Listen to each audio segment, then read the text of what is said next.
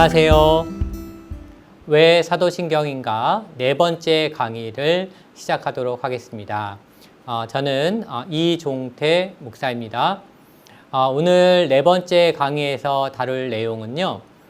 여러분들이 지금 PPT를 보시면 왜 사도신경인가의 첫 번째, 두 번째, 세 번째 강의 마치고 오늘 네 번째 강의로 성령을 믿사오며 거룩한 공회와 성도가 서로 교통하는 것과 죄를 사하여 주시는 것과 몸이 다시 사는 것과 영원히 사는 것을 믿사옵나이다. 아멘. 이 부분을 오늘 다루도록 하겠습니다. 자, 여기서 한 네 가지로 나눠서 말씀을 드릴 수 있는데요. 첫 번째가 나는 성령을 믿습니다. 두 번째는 나는 거룩한 공교회와 성도의 교제를 믿습니다. 그리고 세 번째로는 나는 죄의 용서를 믿습니다. 그리고 네 번째 마지막으로는 나는 몸의 부활과 영생을 믿습니다. 라는 내용을 다루도록 하겠습니다. 자, 여러분들이 지난 강의를 통해서 사도신경의 구성에 대해서 알아보셨는데요. 여기 보시면 전능하사 천지를 만드신 하나님 아버지를 내가 믿사오며 첫 번째죠. 그 다음에 두 번째에서 일곱 번째까지 있고요. 그 다음에 오늘 할 것이 여덟, 아홉, 열, 열하나, 열둘 성령을 믿사오며 거룩한 공회와 성도가 서로 교통하는 것과 죄를 사하여 주시는 것과 몸이 다시 사는 것과 영원히 사는 것을 믿사옵나이다. 아멘. 이 부분을 저희가 다루도록 하겠습니다. 자, 우리는 사도신경이 무엇이라고 했냐면 바로 크리스찬의 신앙 고백이라고 했습니다. 신앙 고백에서 첫 번째 나온 것이 삼위일체 하나님에 대한 고백이라고 할 수 있죠. 성부 하나님에 대해서, 성자 하나님에 대해서, 성령 하나님에 대해서, 특별히 오늘은 성령 하나님에 대해서 우리가 어떻게 고백하는지 함께 다루도록 하겠습니다. 성령님, 나는 성령님을 믿습니다. 성령을 믿으며라고 고백할 때 우리는 예수 그리스도께서 가르치신 대로 믿어야 합니다. 이 문구는 단 세 마디로 되어 있지만 이 세 마디 안에 하나님의 신비를 드러낼 뿐 아니라 성도님들이 항상 성령님을 의존하며 살아가야 하는 존재임을 깨닫게 해 주십니다. 성령의 사역을 크게 네 가지로 나눌 수가 있는데요.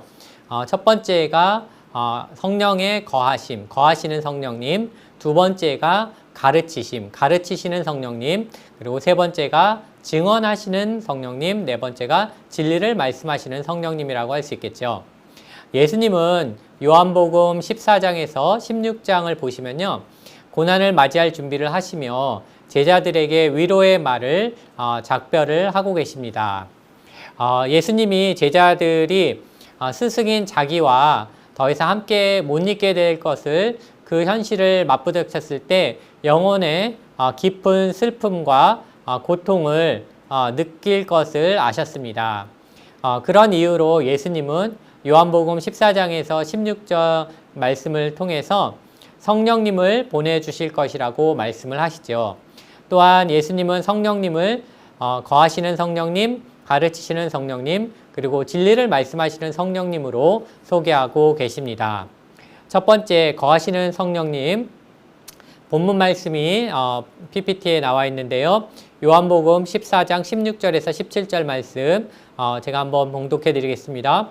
내가 아버지께 구하겠으니 그가 또 다른 보혜사를 너희에게 주사 영원토록 너희와 함께 있게 하시리니 그는 진리의 영이라. 세상은 능히 그를 받지 못하나니 이는 그를 보지도 못하고 알지도 못함이라. 그러나 너희는 그를 아나니 그는 너희와 함께 거하시며 또 너희 속에 계시겠습니다. 예수님께서 이제 고별의 인사를 제자들에게 했을 때 제자들의 마음과 생각 속에는 두려움과 공포가 물밀듯 밀려왔을 것이 분명합니다. 그들은 예수님을 따랐고요. 예수님을 사랑했고요. 예수님 안에서 자신의 목적을 발견했기 때문이죠. 베드로가 뭐라고 말하고 있습니까? 지금 PPT에 나와 있는 것처럼 주여 영생의 말씀이 주께 있사오니 우리가 누구에게로 가오리까? 요한복음 6장 68절 말씀이죠. 베드로는 이렇게 말했어요. 그들은 하나님 없으면 아무런 소망도 아무런 생명도 없다라는 것을 알았습니다. 하나님이 없으면 무기력하게 죽어있는 상태나 다름이 없다라는 것을 알았습니다. 예수님 없이 홀로 남아야 한다라는 두려움이 제자들의 마음을 극도로 불안하게 만들었던 것이죠. 자, 그러나 예수님은 그들을 고아와 같이 버려두지 않겠다고 약속하셨습니다. 제자들에게 하신 그분의 약속은 우리에게도 똑같이 적용이 됩니다. 예수님은 성령님께서 오실 것이라는 위로의 말씀을 하셨습니다. 또한 성령님께서 오실 뿐 아니라 제자들과 함께 계시고 더 나아가 그들 안에 계실 것을 말씀하십니다. 여기서 거하시는 성령님이라는 것은 성령님과의 친밀한 관계를 말하는데요. 그 친밀한 관계는 거하다라는 단어로 표현되고 있습니다. 삼위일체 하나님의 세 번째 위격인 성령님께서는 믿음으로 예수 그리스도께 속한 모든 사람 안에 거하십니다. 우리 안에 거하시는 성령님은 그 성령님으로 인해서 우리가 소망이 되살아납니다. 또한 우리는 믿음의 확실한 토대 위에 굳게 설 수 있습니다. 원수의 어떤 공격을 받더라도 우리 안에 거하시는 성령님으로 말미암아 원수를 능히 이길 수 있습니다. 성령님께서 우리 안에 거하시기에 하나님은 우리 가운데 그리고 우리 안에 온전히 임재하십니다. 교회가 생존하고 복음이 땅끝까지 전파되는 것도 모두 성령님 때문입니다. 우리가 성경을 사람의 말이 아닌 하나님의 말씀으로 들을 수 있는 것도 성령님께서 우리 안에 거하시기 때문입니다. 성령님께서 우리 안에 거하시기 때문에 우리는 생명을 소유할 수 있습니다. 예수님은 성령님께서 영원히 거하실 것이라고 약속하셨습니다. 성령님께서는 어려울 때만 오시지 않습니다. 성령님께서는 우리가 죄와 더불어 싸울 때에 우리를 버려두고 떠나지 아니하십니다. 성령님이 우리 안에 거하심은 우리의 노력이나 복종에 달려있지 않습니다. 성령님이 우리 안에 거하시는 이유는요, 하나님의 무한한 은혜와 사랑 때문입니다. 자, 두 번째로 성령님은 어떤 분이시냐면 가르치시는 성령님이십니다. 요한복음 14장 26절 말씀을 보니까 이렇게 기록되어 있습니다. 보혜사 곧 아버지께서 내 이름으로 보내실 성령 그가 너희에게 모든 것을 가르치고 내가 너희에게 말한 모든 것을 생각나게 하리라. 예수님은요 단지 하나님의 말씀을 가르치는 데 그치지 않으셨어요. 말씀의 주인이 되셔서 다스리셨던 것이죠. 예수님에게는 가르치는 권세가 있으셨습니다. 귀신이 쫓겨나고요. 죽은 자가 일어나고 이미 임했지만 장차 완성될 하나님 나라가 선포되었습니다. 성경에 참된 영광이 계시되었던 것이죠. 베드로가 고백한 대로 예수님의 입에서 나온 말씀은 생명의 말씀이었습니다. 예수님은요, 성부 하나님과 함께 있기 때문에 있기 위해서 세상을 떠나시면서 제자들에게 이렇게 말씀하셨어요. 성령님, 곧 그들 안에 거하실 뿐 아니라 그들을 가르치실 성령님이 오실 거라고 약속하셨습니다. 성령님께서 그리스도를 믿는 모든 사람에게 임하며 모든 것을 가르치시고 그리고 영감으로 기록된 하나님의 말씀을 생각나게 하시기 때문입니다. 예수님이 떠나셔도 여전히 예수님의 가르침을 듣게 될 것이라고 말씀하셨습니다.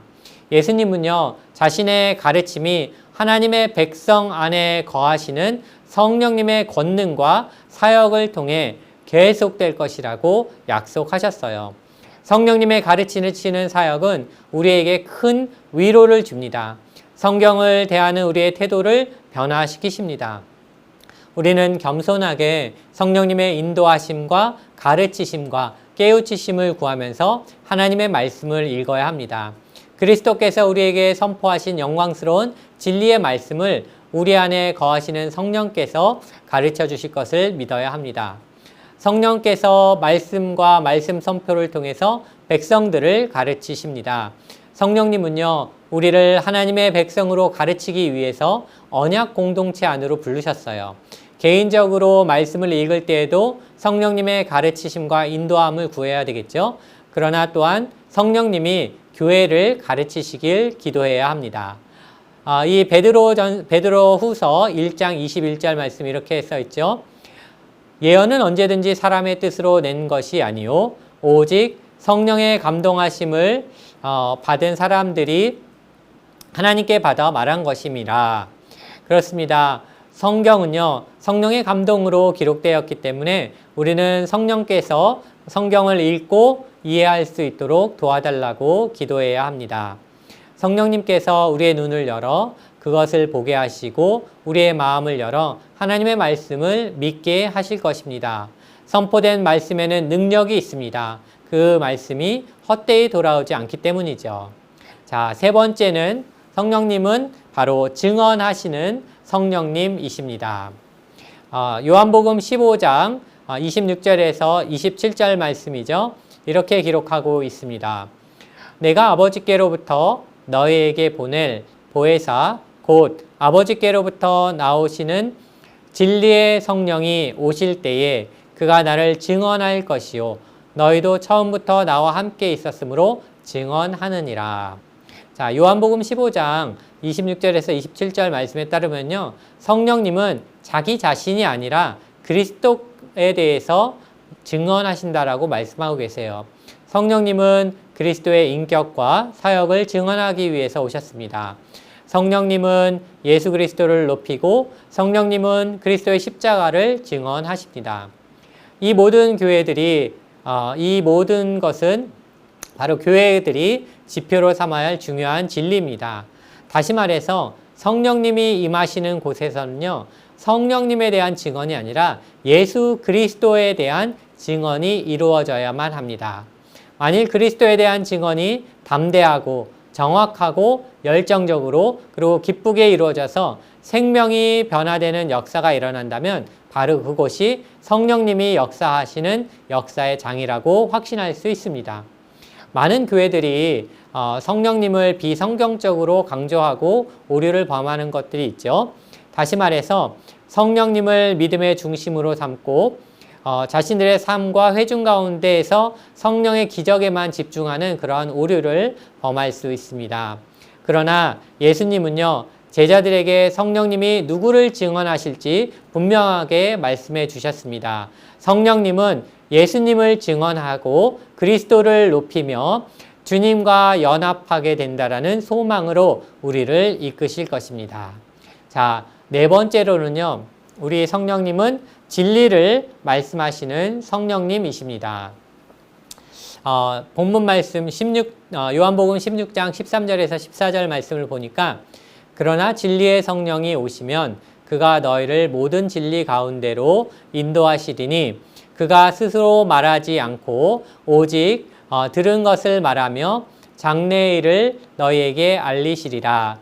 그가 내 영광을 나타내리니 내 것을 가지고 너희에게 알리시겠습니다. 아멘.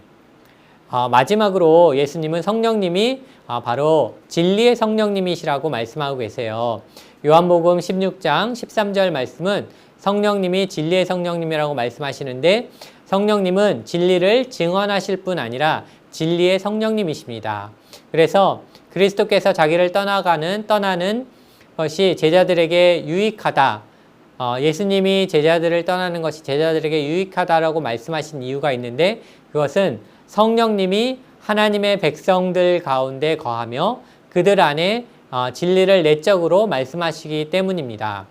자, 진리의 성령님 때문에 우리는 때때로 우리의 행위나 태도에 대한 질책을 성령님께서 우리 안에서 질책할 수도 있습니다. 힘든 행동을 시작하라고 성령님께서 우리 안에서 요구할 수도 있습니다. 때론 진리의 성령님이 말씀하시는 것을 따르기가 매우 어려울 수도 있습니다. 그러나 우리 안에 계시는 성령님은 진리의 성령님이라는 사실을 꼭 기억해야 합니다.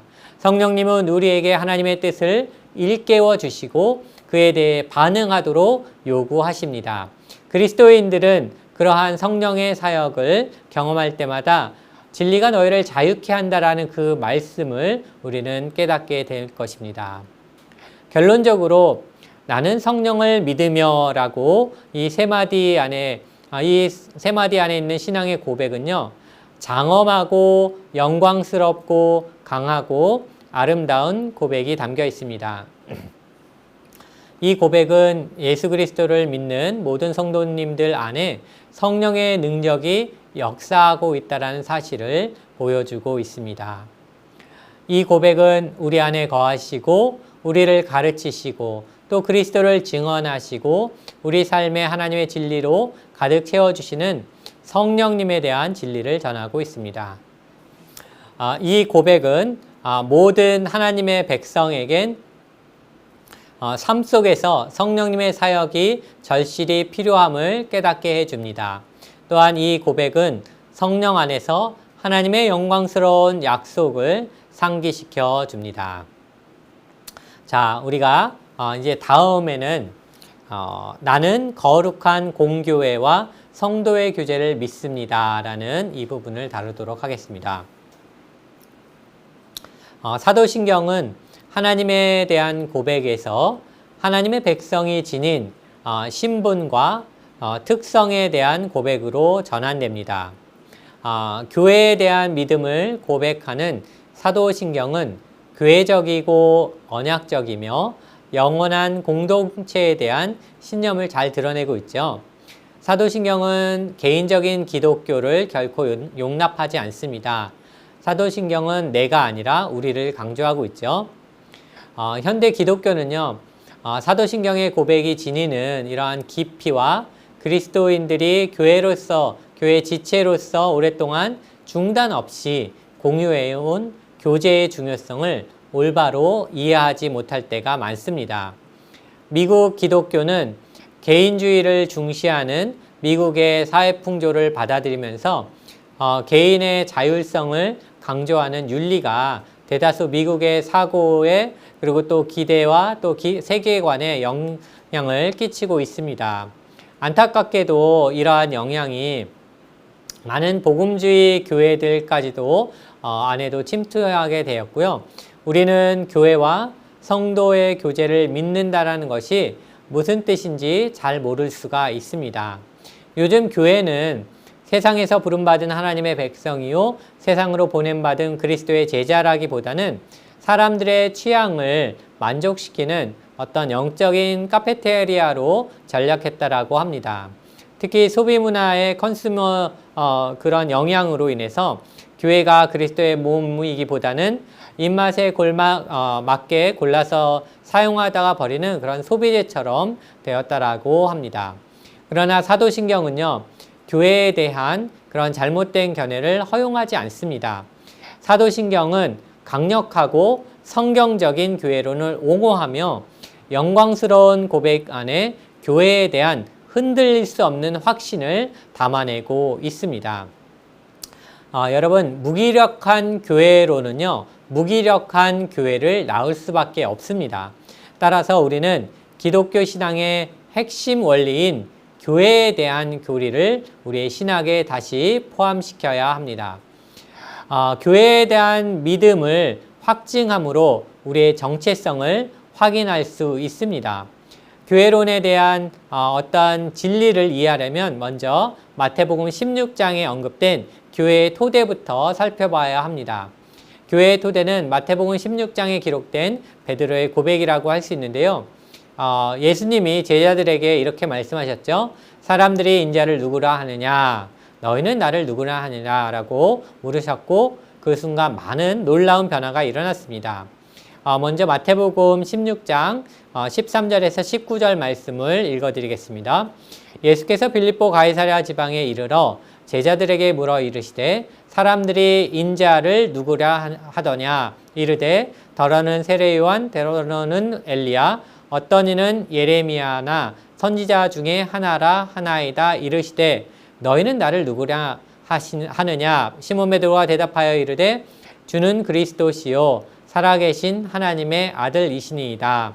예수께서 대답하여 이르시되 바요나 시몬아 내가 복이 있도다. 이를 내게 알게 하니는 혈육이 아니요 하늘에 계신 내 아버지시니라. 또 내가 너희에게 이르노니 너는 베드로라. 내가 이 반석 위에 내 교회를 세우리니 음부의 권세가 이기지 못하리라. 내가 천국 열쇠를 내게 주리니 내가 땅에서 무엇이든지 매면 하늘에서도 매일 것이요 내가 땅에서 무엇이든지 풀면 하늘에서도 풀리리라 하시고. 그렇습니다. 베드로는요 예수님을 하나님의 아들이시고 또 약속된 메시아로 고백했습니다. 이 고백은 단순한 신학적인 어떤 추론에서 나온 것이 아니라 하나님께서 은혜로 베드로에게 알려주셨습니다. 예수님은 베드로의 대답을 듣고 인류 역사의 방향을 바꿔놓을 메시지를 전하셨는데요. 다시 말해서 베드로의 고백 위에 바로 예수님께서 내 교회를 세우시겠다라고 말씀하신 거죠.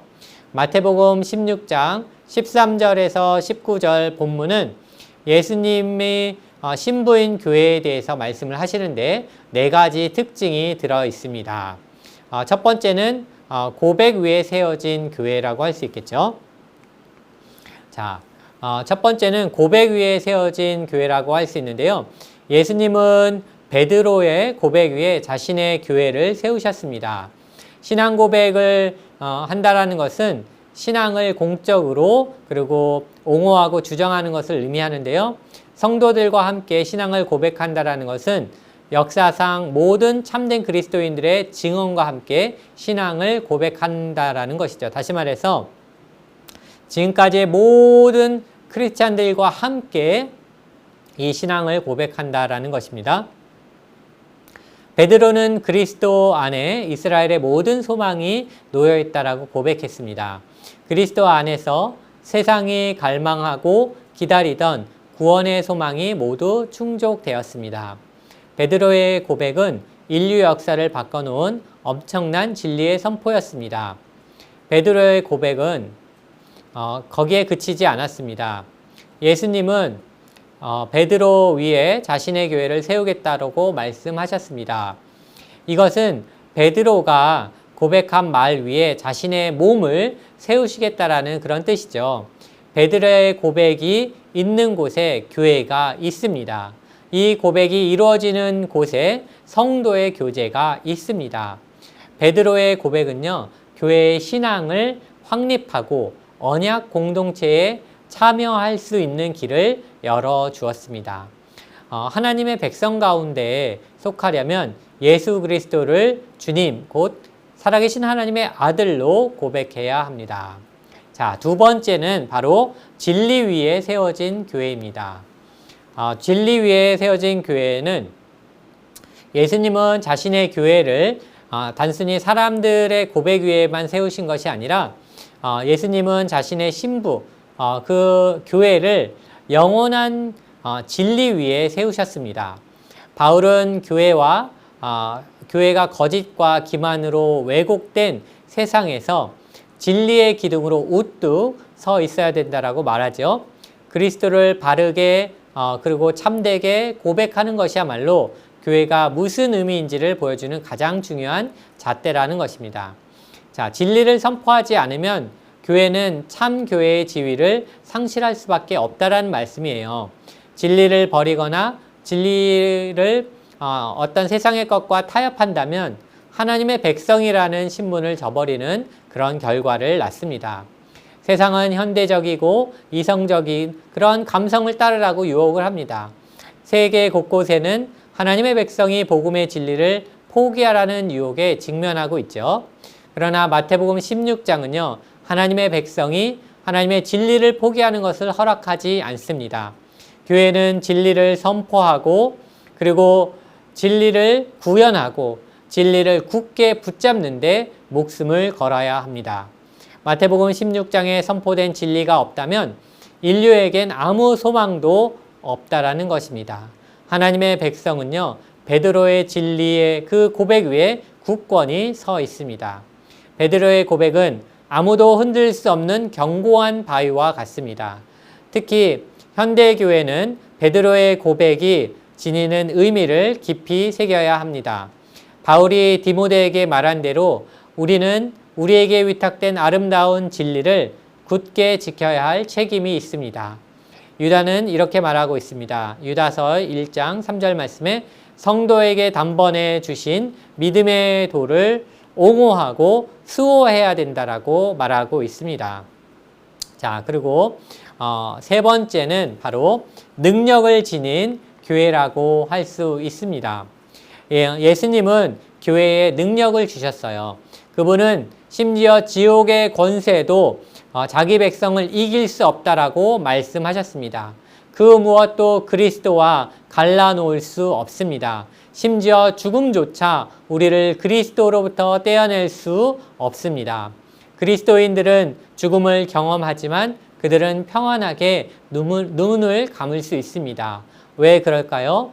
그 이유는요, 그리스도의 보혈이 교회를 영원히 구속하셨기 때문입니다. 이것이 바로 교회의 능력입니다. 지옥의 권세는 승리하지 못합니다. 그 이유는 교회가 그리스도께 속해 있기 때문입니다. 교회의 능력은요, 어떤 군사력이나 정치 문화, 경제적인 힘에 연유되지 않습니다. 교회의 능력은 복음의 능력에 근거합니다. 영적인 능력입니다.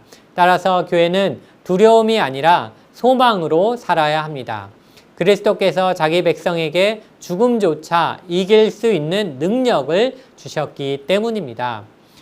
죽음은요, 예수님이 그렇게 아끼시는 그 예수님의 신부인 교회를 붙잡지 못합니다. 왜요? 그리스도께서 죽음을 단번에 정복하셨기 때문이죠. 그리고 그리스도 안에 있는 자들에게는 영원한 생명을 주셨기 때문입니다. 베드로의 고백에 담긴 진리는요, 정복할 수 없는 산과 같습니다. 어둠의 세력의 총력전을 펼쳐도 교회는 반드시 이깁니다. 자, 그리고 네 번째가 권세를 지닌 교회라고 할 수 있습니다. 마지막으로 예수님은 베드로의 고백에 근거해서 교회에 권세를 주셨습니다.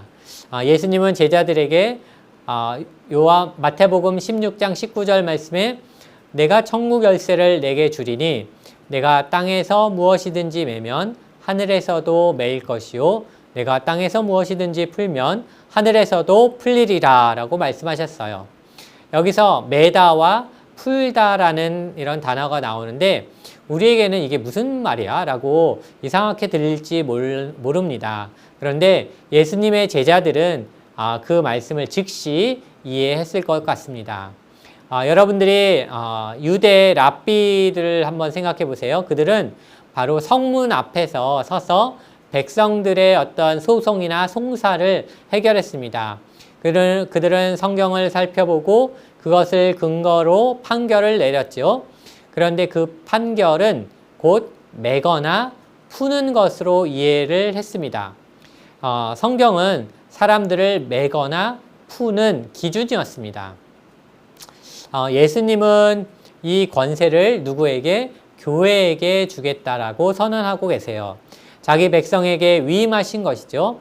교회는 청지기처럼 이 권세와 권위를 하나님의 영광을 위해 잘 사용해야 합니다. 다시 말해 성경에 기록된 하나님의 계시를 토대로 교회 안에서 발생하는 크고 작은 문제들을 해결해야 합니다. 교회는 하나님의 권위에 의해 존재하며 예수 그리스도에 의해 설립되었습니다. 또한 교회는 성령을 통해 능력을 얻고 하나님의 말씀을 전하고 성경을 해석하고 적용함으로써 크고 작은 문제를 결정할 수 있는 권위를 부여받았습니다. 이것이 바로 열쇠의 능력이라고 할 수 있겠죠. 이 열쇠가 교회에게 주어졌습니다. 주는 그리스도시요 살아계신 하나님의 아들이시다라는 베드로의 고백은요, 불과 몇 마디에 불과하지만 역사 대대로 우레처럼 크게 울려 퍼져 왔습니다. 예수님은 베드로가 하나님의 은혜와 계시를 통해 이 고백한 이 말씀 위에 자신의 교회를 세우시겠다라고 예수님 말씀하셨죠. 즉 자신을 주님이시오 하나님의 아들로 인정하는 그 고백 위에 바로 하나님의 교회를 세우셨습니다. 이 고백 안에는 교회가 진리 위에 건설되어야 하고 또 진리를 굳게 붙잡아야 한다는 것을 말씀하고 계십니다.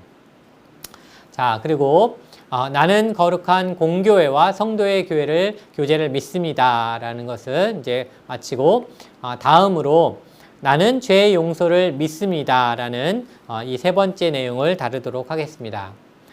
지금까지 보면요, 사도신경은 삼위일체 하나님의 영광스러운 사역, 그리고 그리스도의 고난과 영광, 그리고 부활하신 그리스도의 보편적이고 주권적인 통치, 그리고 미래의 심판에 대한 약속, 교회의 설립을 고백하는 내용으로 이루어졌습니다. 그런데 이번에는 인간의 본성을 다루고 있습니다. 바로 마침내 인간이 죄인으로 규정되며 주제로 등장했습니다. 사도신경은 인간의 죄성을 비롯해 하나님의 거룩한 규칙을 어긴 죄인들과 죄에 대한 그분의 임박한 심판에 관한 성경의 진리를 확증합니다. 죄를 용서받는 것이라는 문구는요, 단 몇 마디로 이루어져 있지만 그 안에는 엄청난 진리가 간직되어 있습니다. 이 문구는요, 하나님의 거룩한 진노 앞에 서 있는 인간의 절망적인 상태라는 성경적인 현실을 나타내고 있습니다.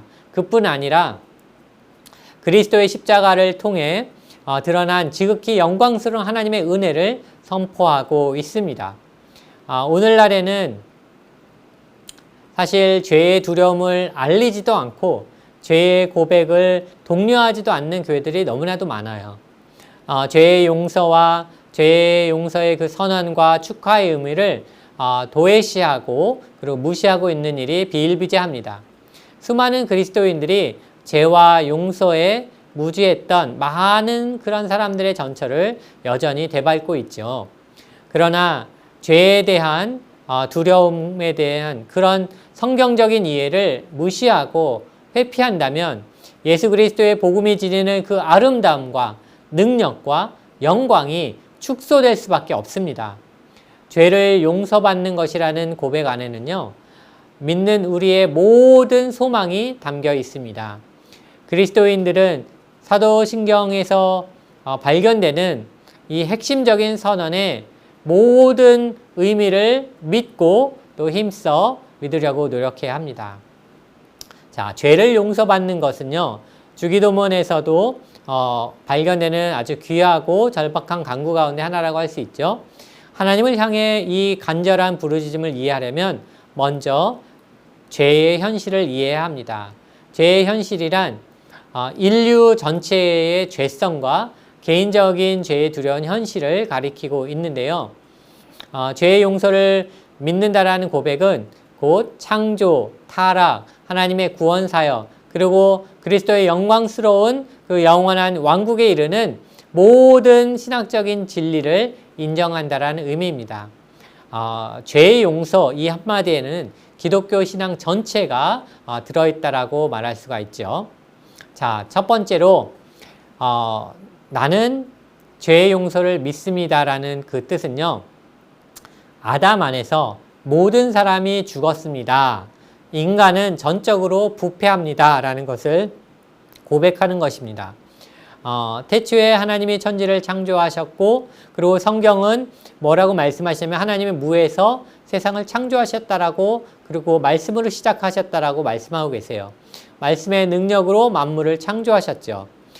그런데 하나님께서는 인류 역사는 인간이 하나님과 완전한 조화를 이루는 데서 시작했다라고 하셨는데, 하나님의 창조 사역은요, 하나님이 지으신 그 모든 것을 보시기에 심히 좋았더라라고 이렇게 말씀하셨어요. 이 모든 것이 심히 좋았다라고 말씀하셨습니다. 그러나 창세기 3장에 보면은 아담과 하와는 자신들과 하나님 사이에 존재했던 완전한 사랑과 조화의 관계를 깨뜨리게 되죠. 그리고 하나님처럼 되기를 원했습니다. 그래서 모든 피조 세계가 그들의 반역으로 인해서 형벌을 짊어지게 되었습니다. 하나님이 선하게 창조하신 세상이 아담과 하와의 죄로 인해서 정죄 아래 놓이게 되었습니다. 형벌은 피조 세계뿐이 아니라 온 인류에게 주어졌습니다. 성경의 역사를 살펴보게 되면요, 죄로 인한 참담한 현실이 시간이 흐르면 흐를수록 더 심각해진다는 것을 우리는 알 수 있습니다. 창세기 3장 이후에 타락으로 인한 저주는 갈수록 더 심해지는 것을 볼 수 있는데요. 죄로 부패한 그러한 인류가 창세기 6장에서 하나님의 심판에서 절정을 이루게 되는데요. 하나님은 세상을 물로 심판하시죠. 그리고 노아와 그 가족 외의 모든 인간을 지면에서 쓸어버리십니다. 그러나 홍수 이후에 죄의 역사가 사라졌습니까? 아니죠. 죄의 역사는 여전히 계속되었습니다. 인류는 에덴 동산에서 저지른 죄로 인해 죄의 저주를 피할 수가 없는 그런 처지가 되었고요. 죄의 부패함은 우리 모든 인류 안에 존재하며 그로 인한 저주는 피조세계 구석구석까지 영향을 미치게 됐죠. 성경은 우리가 얼마나 타락했는지, 그 타락이 얼마나 심각한지를 자세하게 가르쳐 주십니다. 온 인류가 이렇게 정죄를 당하게 된 것은 창세기 3장에 기록된 그 저주의 결과이죠. 성경은 아담 안에서 모든 사람이 죽었다라고 말씀하십니다. 모든 인간이 아담 안에서 죽었습니다. 이 심판은 세상 모든 곳에 있는 모든 사람에게 똑같이 주어졌습니다. 우리는 아담과 연합될 뿐 아니라 우리 자신도 죄를 지었기 때문에 누구도 예외 없이 하나님 앞에서 정죄를 받았습니다. 인류를 영원한 심판과 정의가 집행될 날을 인류는 기다리고 있죠. 그때가 되면 하나님이 자신을 거스른 모든 사람들과 죄를 분노로 심판하실 것입니다. 자, 이것이 바로 인간의 전적인 부패, 아담 안에서 모든 사람이 죽었다라는 것이고요. 자, 나는 죄의 용서를 믿습니다 라는 뜻에는 또 어떤 내용이 들어있냐면 말할 수 없이 두려운 죄가 들어 있습니다. 인류가 전적으로 부패해서 영원한 심판을 받을 것이라는 이 사실은 죄가 얼마나 두렵고 가증스러운 것인지를 분명하게 드러내고 있습니다. 현대 문화는 죄의 두려움과 그 결과를 극도로 꺼리끼죠. 현대 그리스도인들은 죄의 현실을 거론하지 않는 그런 설교자들을 좋아합니다. 또한 일부 설교자들은 지나치게 부정적으로 들릴까봐 죄의 심각성을 말하기를 싫어합니다. 그러기에 그리스도인들은 진리의 위기에 직면해 있습니다. 죄의 두려움을 올바로 이해하지 못하면 그리스도의 십자가의 영광을 제대로 알 수 없습니다. 우리는 인류의 보편적인 타락을 이해해야 합니다. 죄의 두려움을 올바로 이해하지 못하면 우리는 우리 마음대로 거짓 신을 만들고 그 우상을 믿을 수밖에 없습니다. 당연히 하나님의 무한한 영광과 거룩하심과 장엄하심을 축소하는 그런 죄를 짓게 됩니다. 우리가 거스른 하나님이 얼마나 영광스러운 분이신지를 깊이 의식해야만 우리는 우리가 지은 그 죄의 심각성을 옳게 이해할 수가 있겠죠. 청교도 설교자 조지 스윈녹은 이렇게 말했습니다. PPT에 나와 있는데요. 땅에서나 하늘에서나 하나님과 비교할 수 있는 존재는 아무도 없습니다. 죄가 그토록 위대하고 영광스럽고 누구와도 비교할 수 없는 하나님을 거스리는 것임을 알아야 비로소 그것의 해악과 사악함을 올바로 이해할 수 있습니다. 라고 말했죠. 죄는요, 하나님의 영광을 거스리는 행위라는 것이에요. 이것을 바로 깨달아야 한다는 것이죠.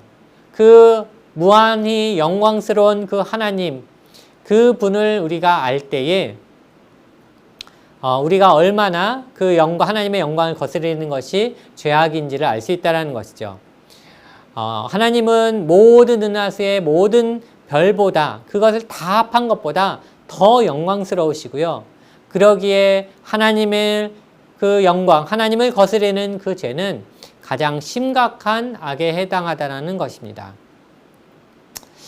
그렇기 때문에 죄사함의 은혜를 풍성하게 누리기 위해서는 우리는 먼저 자기가 만든 불경스럽고 수치스러운 우상을 내버려야 합니다.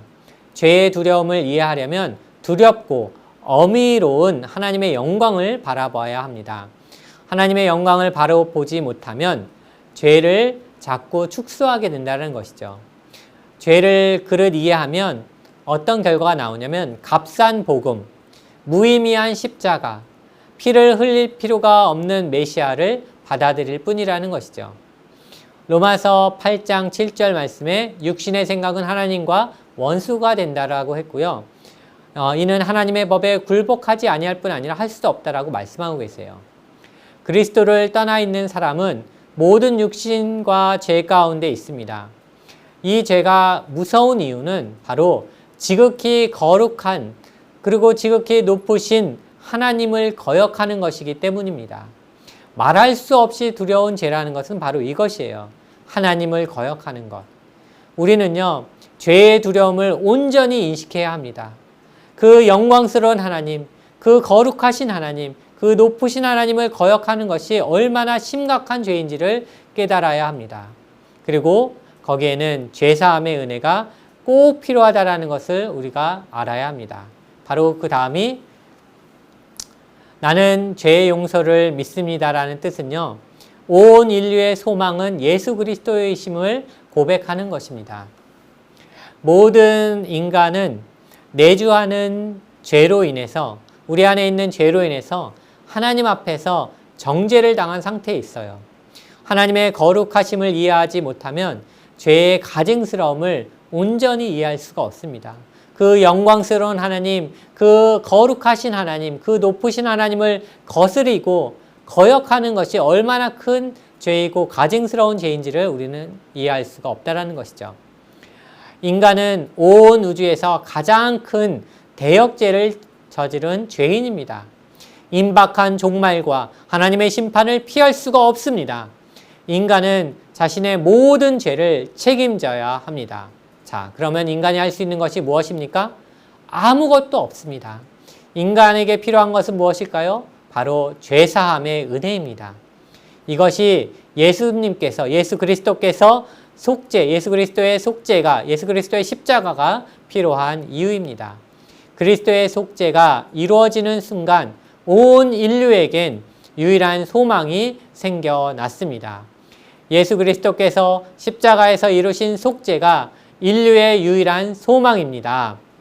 히브리서는 이 영광스러운 소망을 다음과 같이 전하고 있습니다. 히브리서 9장 24절에서 26절 말씀인데요. 그리스도께서는 참의 것, 그림자인 손으로 만든 성소에 들어가지 아니하시고 바로 그 하늘에 들어가사 이제 우리를 위하여 하나님 앞에 나타나시고 대제사장이 해마다 다른 것의 피로써 성소에 들어가는 것 같이 자주 자기를 드리려고 아니하실지니 그리하면 그가 세상을 창조한 때부터 자주 고난을 받아야 할 것이로되 이제 자기를 단번에 제물로 드려 죄를 없이 하시려고 세상 끝에 나타나셨느니라. 아멘. 우리는 그리스도께서 우리의 대제사장이 되어 우리의 죄를 위해서 속죄 제물이 되셨다라는 그 진리를 고백하는 것입니다. 나는 죄의 용서를 믿습니다라는 뜻은 죄사함을 믿는다라는 고백입니다. 예수님이 죄인들을 위해서, 죄인들을 구원하기 위해서 바로 십자가에서 죽으셨고 피 흘려서 우리를 속죄하셨다라는 그 진리의 말씀에 동의한다라는 것이죠. 바로 우리에게 주어진 영원한 생명, 그 영생의 선물은요, 죄사함으로 가능한 거고요. 그 죄사함은 예수 그리스도께서 십자가에서 우리의 죄를 대신해서 죽으셨기 때문에 가능하다라는 그 진리를 고백하는 것입니다. 그리스도의 속죄는 영광스러운 진리의 말씀입니다. 그러기에 이를 옹호하고 가르쳐야 할 책임이 우리에게 있습니다. 교회는요, 죄의 현실과 죄의 두려움에 대해서 가르쳐야 합니다. 인간의 전적인 타락을 힘껏 외쳐야 합니다. 그래서 강단에서 그 진리를 외치지 않으면 그들의 메시지 속에는 속죄의 영광과 능력이 사라질 수밖에 없어요. 그렇기 때문에 죄인들의 죄의 현실을 바로 보지 못하면 예수 그리스도의 속죄가 지니는 구원의 능력을 경험할 수도 이해할 수도 없습니다. 자, 마지막으로 그렇기 때문에 나는 죄의 용서를 믿습니다라는 뜻은 그리스도 안에서 유일한 소망이 이루어졌습니다 라고 고백하는 것이에요. 요한일서 1장 9절에 만일 우리가 우리의 죄를 고백하면 그는 미쁘시고 의로우사 우리의 죄를 사하시며 우리를 모든 불의에서 깨끗하게 하실 것이라고 말씀하고 계세요. 이 말씀은 우리의 유일한 소망을 잘 드러내고 있습니다. 죄인들은 하나님께 자신의 죄를 고백할 수 있습니다. 그 이유가 무엇이죠? 바로 예수 그리스도께서 십자가에서 자신의 몸으로 모든 죄값을 치르셨기 때문입니다. 예수님이 우리를 위해서 저주가 되셨습니다. 우리가 죄를 고백하면 용서를 구하면 용서를 확신할 수 있는 것은 예수님이 영원한 형벌을 감당하셨기 때문입니다. 우리의 죄는요, 너무나도 크고 바라볼 수 없을 정도로 사악하지만 예수님이 그 모든 값을 치르셨고 우리에게 영원한 선물을 주셨기 때문에 우리는 죄인인 우리가 하나님께 우리의 죄를 고백하면 바로 용서하실 것을 확신할 수 있다는 뜻입니다. 죄의 개념을 올바로 이해하지 못하면요, 예수 그리스도 안에 있는 유일한 소망이 있다라는 사실을 우리는 부인할 수밖에 없는 것입니다. 죄의 개념을 바로 알지 못하면 행위를 통한 의의를 주장할 수밖에 없습니다. 값싼 복음을 주장할 수밖에 없습니다. 그리스도의 희생을 무의미하게 할 수밖에 없습니다. 그렇기 때문에 우리는 죄의 개념을 바로 알아야 합니다. 만일 인간의 노력으로 죄를 쉽게 정복할 수 있다면 그리스도께서 십자가에서 죽으시고 우리를 위해서 피 흘리신 그것이 필요치 않을 것입니다. 그리고 예수 그리스도의 복음을 통한 하나님의 은혜가 필요치 않을 것입니다. 그러나 그럴 수 없습니다. 예수 그리스도의 복음은 바로 우리에게는 하나님의 은혜가 필요하고 그리고 우리의 죄의 위력과 그 모든 것을 무력화시킬 수 있는 것은 십자가의 보혈뿐이 없다라는 것을 말씀하고 계십니다. 이렇게 사도신경은요, 이 짧은 몇 마디 가운데 기독교 복음의 무한한 영광을 선포하고 있어요. 말로 다할 수 없는 죄에 대한 두려움이 그리고 그리스도의 십자가, 그 구속의 사역을 통해서 성취됐다라는 것을 말하고 있습니다. 또한 죄사함의 은혜를 선포하고 있습니다. 죄사함의 은혜로 모든 죄가 말끔히 없어졌다라고 선포하고 있는 것입니다. 사도신경은 인간의 참된 상태를 솔직하게 보여주고 있어요. 우리에게는 영원한 용서가 필요하다라고 일깨워주고 있습니다.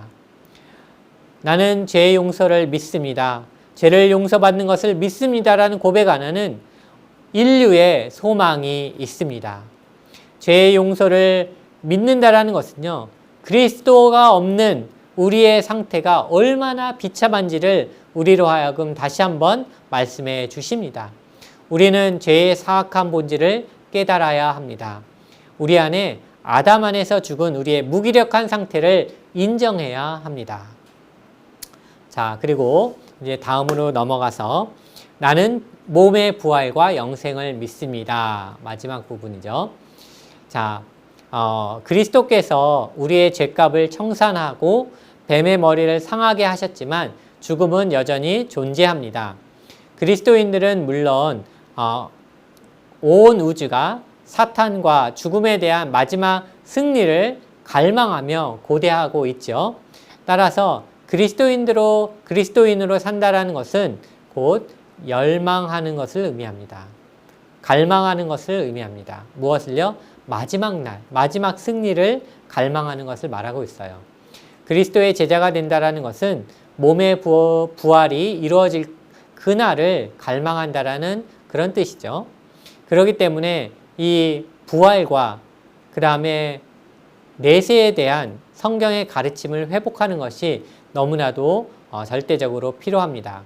그래야만 그 영광스러운 약속들로 인해서 우리는 언젠간 눈으로 직접 보게 될 그날을 더욱더 강렬하게 열망할 수 있습니다. 자, 나는 몸의 부활과 영생을 믿습니다라는 것은요, 무엇을 말하냐면 마지막 날에 대한 열망, 그 기대를 말하고 있어요. 그리스도께서 오시는 그 날이 곧 역사의 마지막 날입니다. 그리스도께서 사단의 권세와 통치를 멸하시고 하나님께서 그 하나님의 나라를 여실 것입니다.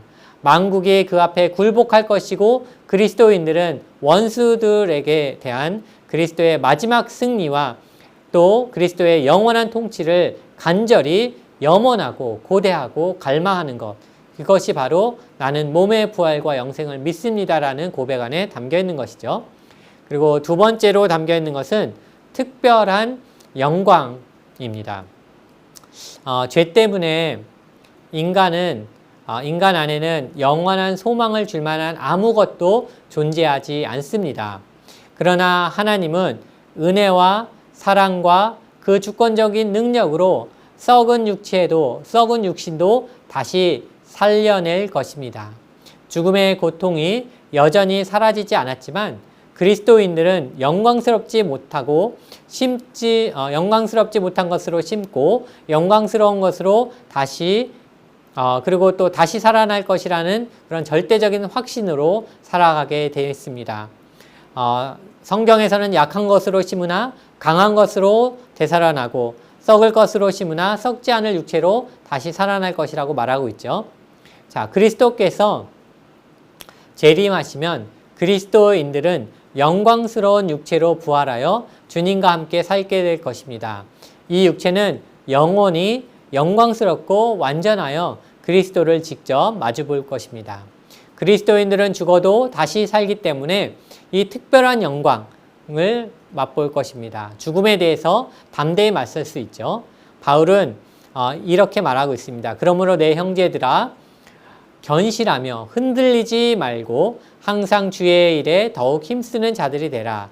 이는 너희 수고가 주 안에서 헛되지 않은 줄을 알미라 라고 고린도전서 15장 58절에 말씀하고 있죠. 그렇습니다. 구원의 절정, 곧 마지막 부활을 알지 못하면 죄와 시련과 박해의 와중에서 사역을 감당하기가 불가능합니다. 그리스도의 부활이 우리의 소망을 보장합니다. 무슨 말이냐면 성령께서 우리가 그리스도처럼 부활할 것이라고 보증하고 계십니다. 바울은요, 예수님을 죽은 자 가운데 살리신 하나님께서 우리 안에 거하시고 우리의 죽을 몸에 생명을 주실 것이라고 말씀하고 계세요. 그리스도인들이 고난을 넉넉히 감당할 수 있고 가장 혹독한 박해에도 담대히 견딜 수 있는 이유는요, 죽음을 두려워하지 않을 수 있는 이유는요, 바로 주님이 재림하시는 그때에 우리가 육체 가운데 부활한다라는 그 사실을 믿기 때문입니다. 이는 우리로 하여금 모든 두려움에서 자유롭게 할 뿐 아니라 경건한 열정으로 담대하게 살아가게 도와주고 있습니다. 그리스도인들은 역사의 결말을 알기 때문에 기꺼이 희생을 감수할 수 있죠. 한 알의 밀알이 되어서 땅에 떨어져서 죽어서 열매를 맺을 수가 있습니다. 그러기에 그리스도인들은 부활의 날을 갈망해야 한다는 것이에요. 그 영광스러운 날을 갈망하지 않으면 마음이 굳어지고 죽음의 두려움에 감정이 얼어붙고 거룩한 열정이 불사를 수가 없다라는 것입니다. 그렇기 때문에 장래의 부활을 위해 살려면 그것을 갈망하고 열망하고 갈망하라고 말하고 있습니다. 자, 그리고 우리가 나는 몸의 부활과 영생을 믿습니다라는 뜻은요, 바로 영원한 생명을 믿는다라는 것을 말하죠. 교회는 몸의 부활과 영원한 생명을 구분해서 고백하고 있습니다. 여기 사도신경에 보면 그렇게 나와 있죠. 사도신경에 영생을 믿습니다 라고 고백하는 것은 죽은 자들이 모두 다시 살아날 뿐 아니라 몸의 부활을 믿을 뿐 아니라 마지막 심판이 있다라는 것을 믿는다라는 것입니다. 그리스도의 마지막 심판, 그리스도의 심판으로 인해서 양측의 영원한 운명이 엇갈린다라는 거죠.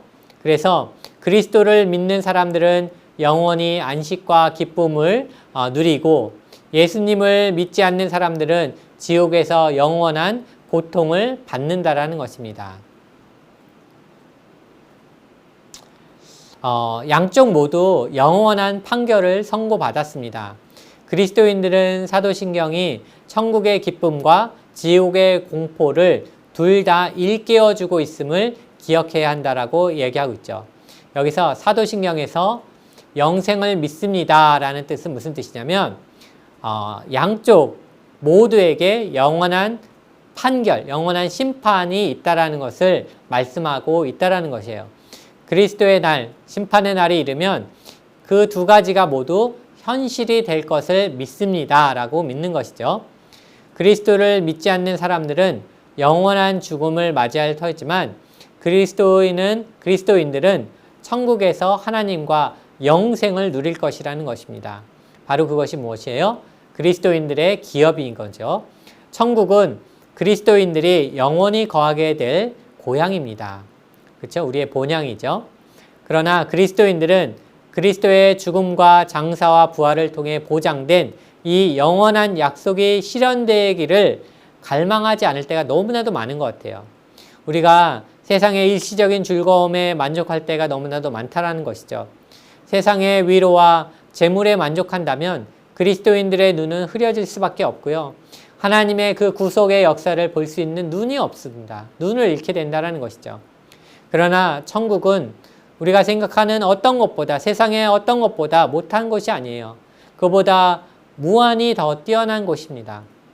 조나단 에드워드는 믿는 자들에게 장차 다가올 천국의 영광을 올바로 묵상해야 된다라고 말하고 있어요. 우리는 잠에서 깨어 일어나야 합니다. 우리의 심령을 마비시키는 세상의 쾌락을 떨쳐버려야 합니다.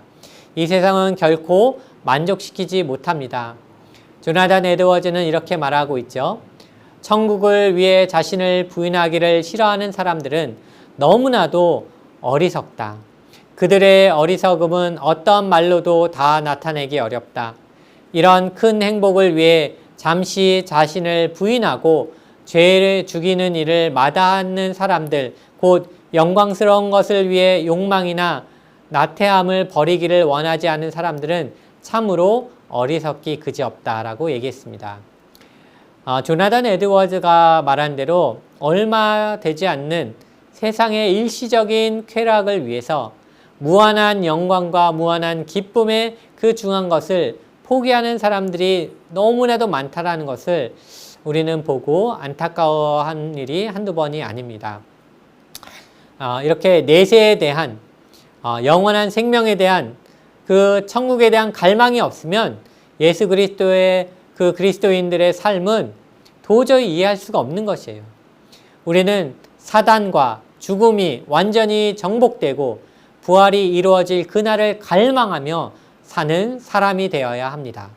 하나님 앞에서 영원히 거하게 될 찬란한 영광을 갈망하는 그 갈망과 열망이 있어야지만 우리 가운데 그 하나님 나라의 그 열망, 그 열망이 있어야지만 현실의 박해를 이길 수 있습니다.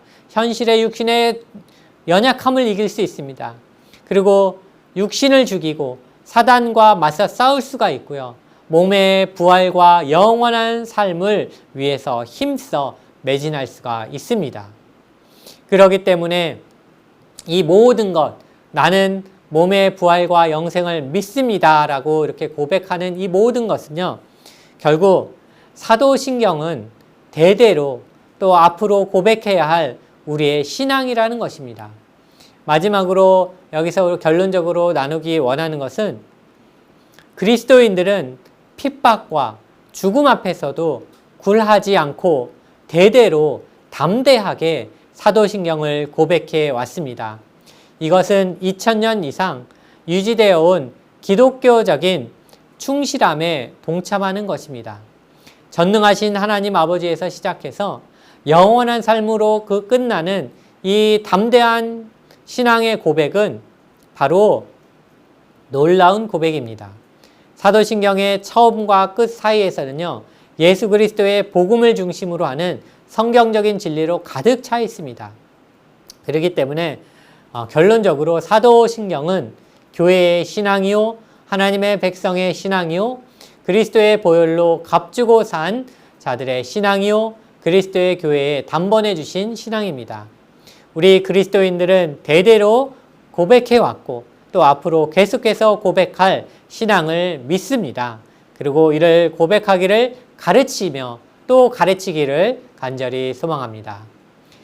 지금까지 지난 4주 동안 왜 사도신경인가라는 강의를 통해서 우리 가운데 대대로 전해준 또 앞으로 고백할 우리의 신앙을 한번 점검하는 귀한 시간이었습니다. 지금까지 시청해 주신 모든 분들 감사드립니다. 네, 주님 안에서 승리하세요. 안녕히 계세요.